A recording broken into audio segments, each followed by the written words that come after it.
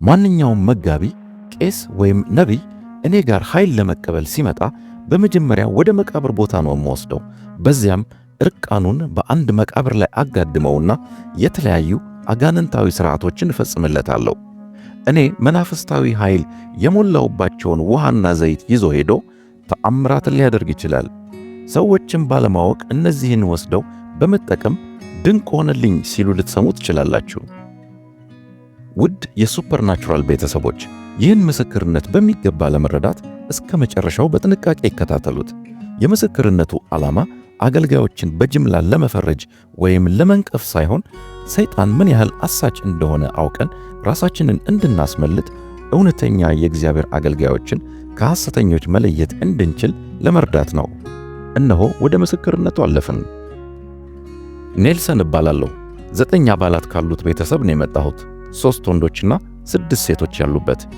እኔ ለወላጆቼ ሁለተኛ ልጅ ሲሆን ተወልጄ ያደግኩት የዛምቢያ ዋና ከተማ ሉሳካ ውስጥ ነው።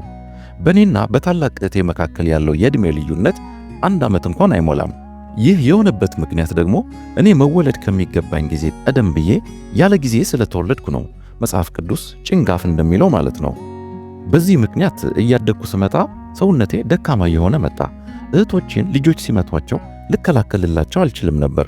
ይህም ሁኔታ ማርሻል አርትስ እንድማርና ሰውነቴን እንድገነባ አነሳሳኝ። በዛን ወቅት ደግሞ ማርሻል አርትስ ሊያስተምረኝ የሚችል ሰው አልነበረም። ነገር ግን አንድ ወታደር አገኘውና እንዲያሰለጥነኝ ጠየቅኩት። ፈቃደኛ ሆነና ያሰለጥነኝ ጀመር። በከፍተኛ ፍላጎት ሙሉ ልቤንና ሐሳቤን ሰጥቼ ነበር የምሰለጥነው። በዚህም ምክንያት በአጭር ጊዜ ውስጥ ከፍተኛ ለውጥ አመጣው።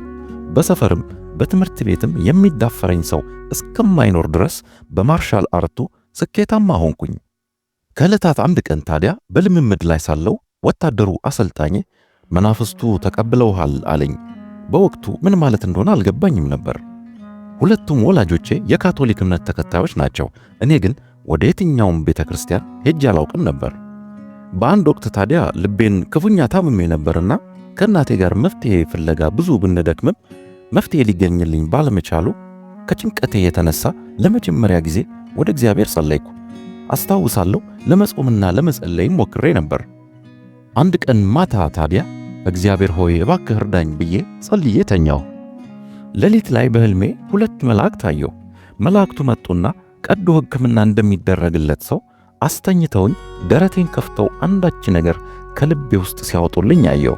በማግስቱ ጠዋት ከእንቅልፌ ስነሳ ያ ሁሉ ከልቤ ላይ ይሰማኝ የነበረው ሕመም ጠፍቶ ፍጹም ጤነኛ ሆኜ ነበር።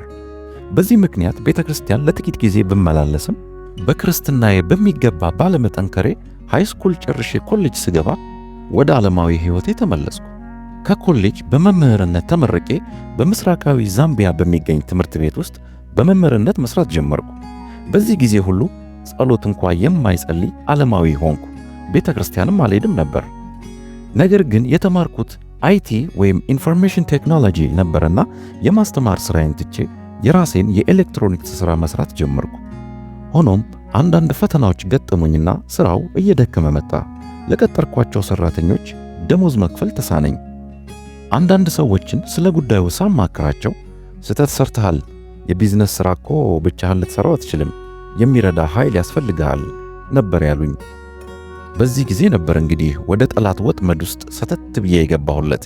በተሳካ ሥራ ሰዎች ስለሚያውቁኝ ከሰረ መባልን ስለፈራሁ የተለያዩ መፍትሄዎችን ማፈላለግ ጀመርኩ።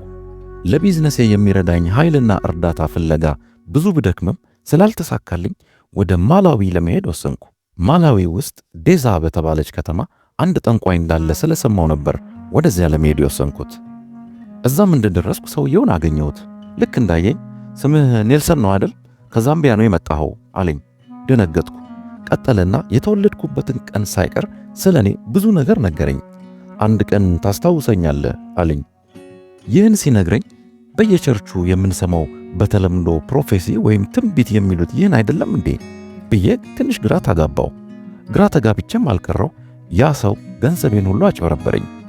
ስልኬን ሳይቀር ተዘርፌ ወደ አገሬ ባዶ እጄን ተመለስኩ። አገሬ መጥቼም የኤሌክትሮኒክስ ሥራዬን ሙሉ ለሙሉ ዘጋሁት። ሥራ አጥ ሆንኩ። አንድ ጓደኛዬም ጋር ተጠግቼ መኖር ጀመርኩ። አንድ ቀን ታዲያ ሥራ ፈትቼ ተቀምጬ ሳለ አንድ ቀን ታስታውሰኛለህ ያለኝ የጠንቋዩ ቃል ትዝ አለኝ። ይህን ሳስብ ወደ ልቤ ሌላ ሐሳብ ገባ።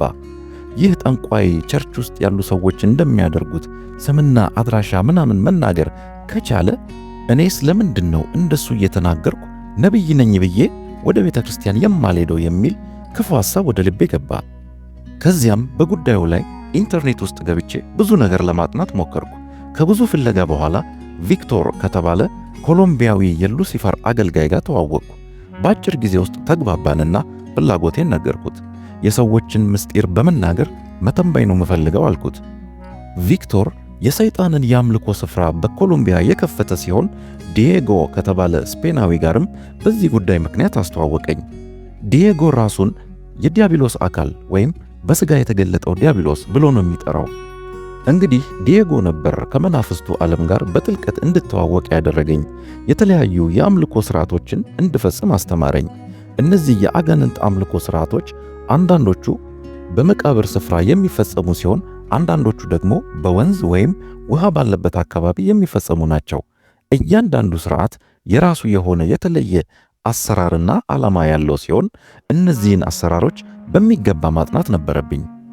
አንድ ቀን ዲዬጎ ከአንድ የማህበራዊ ሚዲያ ግሩፕ ወይም ቡድን ጋር አስተዋወቀኝ። ከዚያ ቡድን አባላት ጋር ኦንላይን እየተገናኘን መማማር ጀመርን። አንዳንዶቹ የቡድኑ አባላት መጽሐፍትን ያጋሩን ነበር። አብዛኞቹ መጽሐፍት ስለ ዲሞኖሎጂ ወይም ስነ አጋንንት ላይ ጥልቅ ማብራሪያ የሚሰጡ ተከታታይ ክፍል ያላቸው መጽሐፍት ነበሩ። መጽሐፍቶቹ በኦዲዮ ወይም በድምፅ የተዘጋጁም ስለነበረ ሄድፎን አድርጌ በሄድኩበት ሁሉ እነዚህን መጽሐፍት አደምጥ ነበር። ከመጀመሪያው እስከ መጨረሻ ክፍል ያለውን ስነ አጋንንት አጥንቼ ጨረስኩ። መጽሐፍቱ የሚያስተምሩት በተለያየ የሥልጣን ደረጃ ላይ ያሉ አጋንንትን እንዴት መጥራት እንደሚቻል ነው። ስለዚህ እነዚህን አጋንንታዊ መናፍስት እንዴት መጥራት እንደሚቻል በሚገባ አወቅኩ። አጋንንቱ ከሚሰሩባቸው መንገዶች አንዱን መምረጥ ነበረብኝና በመቃብር ስፍራ የሚሰራውን መረጥኩ። በዚህ አይነቱ አሰራር እጅግ ውድ የሆኑ ሽቶዎችንና ሻማዎችን እንጠቀማለን። ለተለያየ መናፍስታዊ አምልኮ ዓላማ የተዘጋጁ ስለሆነ የትም የሚገኙ ሳይሆን ለኛና ከኛ ጋር ለሚሰሩ ሰዎች ብቻ ነው የሚሰጣቸው። የሽቶው ስም ሎርድ ወይም ጌታ የሚል ሲሆን ሻማው ደግሞ የተለየ ጥቁር ሻማ ነው። እነዚህን ይዤ ወደ መቃብር ስፍራ ሄጄ እርቃኔን እቆምና ሻማዎቹን አጋንንቱ በሚያዙኝ ቅርጽ ደርድሬ ለኩሼ ሽቶውን ነፍቼ ማግኘት የምፈልገውን ነገር ከአጋንንቱ ጋር በመነጋገር እፈጽማለሁ ማለት ነው። የአጋንንቱ ዓለም በጥብቅ ሥርዓት የተሞላ ነው። ለአጋንንቱ የምትናገረው እንኳን በድግምት መልክ የተዘጋጀና ያላንዳች መዛባት በትክክል መባል ያለበት ነው። አንዲት ስቴፕ ብትሳሳት አጋንንቱ አይሰሙህም፣ አይመልሱልህም። አንዳንዴም እስከ ሞት የሚያደርስ ቅጣት ያስከትላል።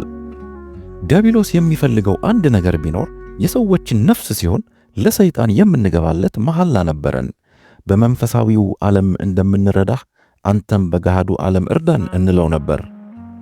አሁን እንግዲህ እኔ አንድን የማላውቀውን ሰው በስልክ እያወራሁት እንኳን ምን ችግር እንደገጠመው ማወቅ የምችልበት ደረጃ ላይ ደርሼ ነበርና ይህን ዕውቀቴንና ችሎታዬን ወደ ገቢ ምንጭነት መቀየር ስለፈለኩ አብረውኝ የሚሰሩ ሰዎችን ማፈላለግ ጀመርኩ። የሚገርማችሁ ራሳቸውን ፓስተር፣ መጋቢ፣ ነቢይ፣ ቄስና ወዘተ ብለው የሚጠሩ በርካታ ሰዎችን አገኘው። አብዛኛዎቹ የፈውስ ኃይል እንድሰጣቸው ነበር የፈለጉት። ማንኛውም መጋቢ፣ ነቢይ ወይም ቄስ እኔ ጋር መጥቶ ኃይል መቀበል ሲፈልግ ወደ መቃብር ቦታ ነው የምወስደው።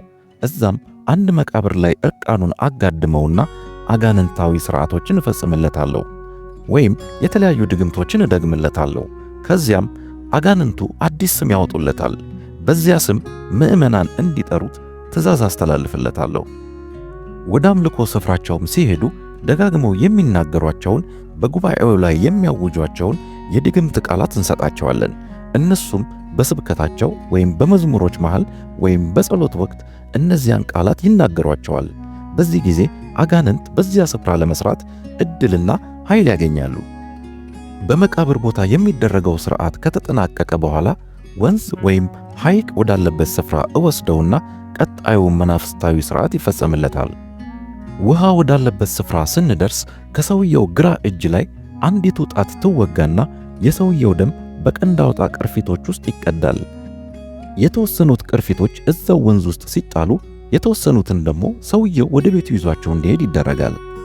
ይዞ ከሄደ በኋላ በአቅራቢያው ወደሚገኝ ወደ ሌላ የውሃ አካል ወንዝ ወይም ሐይቅ ይሄድና ከዚህ ስፍራ እንዲህ ተሰርቶልኝ ወደዚህ እንድመጣ ተልኬያለሁ ብሎ ሪፖርት ያደርግና ይዞ የሄደውን በራሱ ደም የተሞላውን የቀንድ አውጣ ቅርፊት ወደ ወንዙ ውስጥ ይጥለዋል። ልክ በዚህ ጊዜ ከመናፍስቱ ዓለም ጋር በቀጥታ መገናኘት ይጀምራል። ከዚያም ስፍራ ውሃ ይዞ ይሄድና ያንን ውሃ የተጸለየበት ተአምር የሚሰራ ምናምን ከሚለው ውሃ ጋር ቀላቅሎ ለሰዎች ይሰጣል። በዚህ ጊዜ ሰዎች ከበሽታችን ተፈወስን ሲሉ ልትሰሙ ትችላላችሁ። አጋንንትም ጮሆ የወጡ ሊመስላችሁ ይችላል። እውነቱ ግን ሌላ ነው። በአጋንንቱ ዓለም አጋንንትን አያስወጣም። ነገር ግን የሚሆነው ምንድነው? በስልጣን ከፍ ከፍ ያሉት አጋንንት የበታቾቻቸውን ነው የሚያዟቸው። በዚህ ጊዜ የበታቾቹ አጋንንት በቁጥጥር ስር ይውላሉ።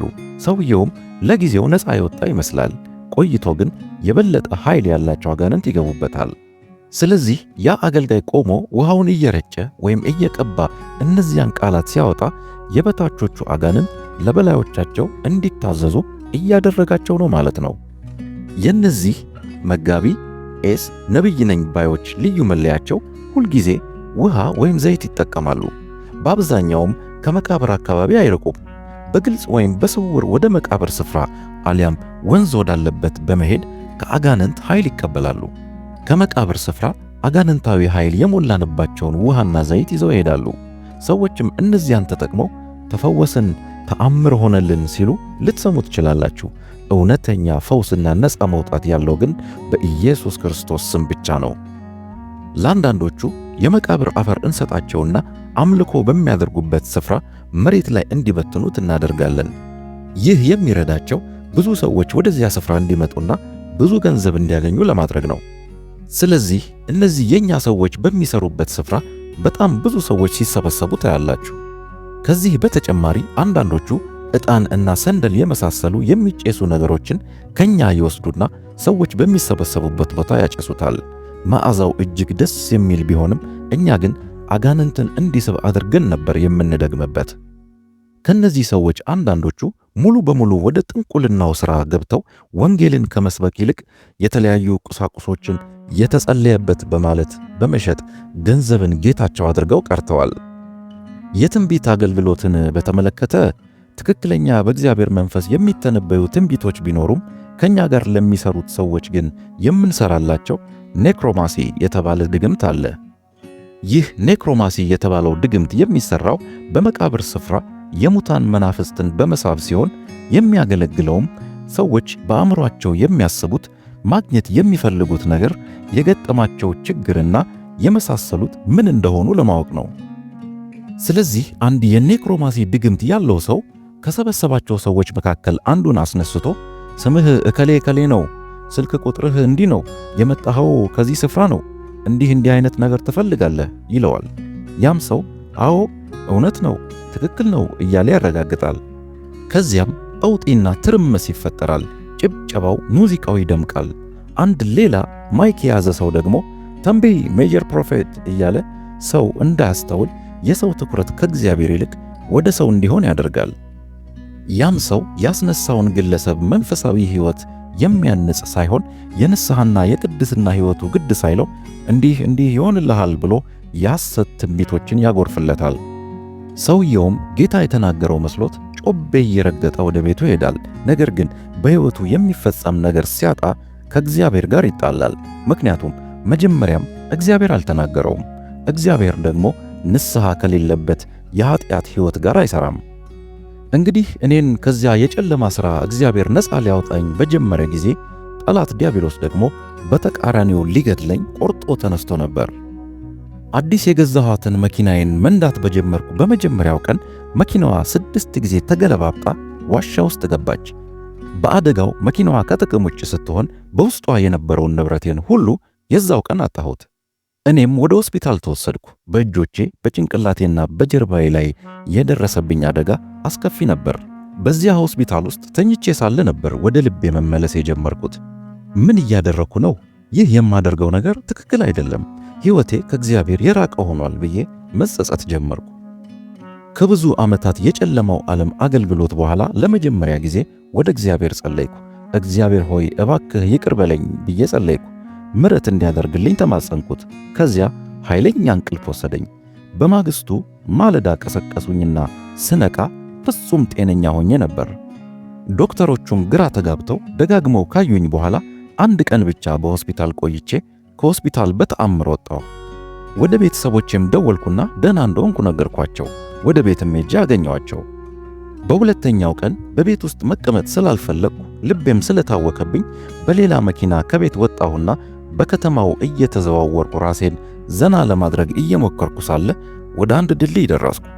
በድልድዩ ላይ በመሻገር ላይ ሳለሁ ድልድዩ ተሰበረና መኪናዬ ወደ ወንዙ ወደቀች። ወንዙ ጥልቅ ቢሆንም አንዳች አደጋ ሳይደርስብኝ አሁንም በተአምር ተረፍኩ። በሦስተኛውም ቀን በሞተር ሳይክል ከቤት ወጥቼ ሲሄድ ከፊት ለፊቴ አንድ መኪና ይሄድ ነበር። ያ መኪና በድንገት አቅጣጫ ቀይሮ ሲዞር ከኋላ መጥቼ ከነ ሞተሬ ከመኪናው ጋር ተጋጨው። ራሴን ስቼ ሆስፒታል ብገባም አሁንም በቶሎ ተሽሎኝ ወጣሁ።